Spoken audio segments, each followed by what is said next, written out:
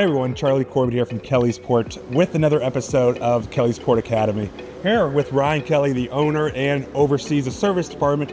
We're going to talk about annual maintenance for an outboard and inboard. Ryan, if somebody calls in about annual maintenance, what can you tell them about it? That's a good question, Charlie. I bet you've been asked that a bunch as you've been the salesman of the millennium for what now, 10 years or something like that? Something like that. So Charlie Corbett, that's a good question.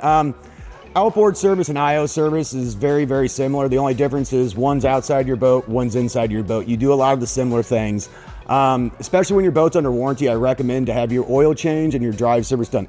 Just in case there is something with warranty and they ask for it, it's all covered, it's taken care of, we have it documented.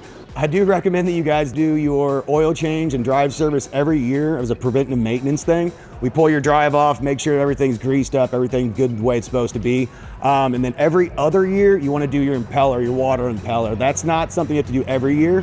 Then every 300 hours, I would recommend doing a tune-up. It is all based on how much you use your boat. If you don't use your boat a bunch one year, then you might not have to do all the maintenance. But while it's under warranty, I still recommend doing all your maintenance every single year. Very good.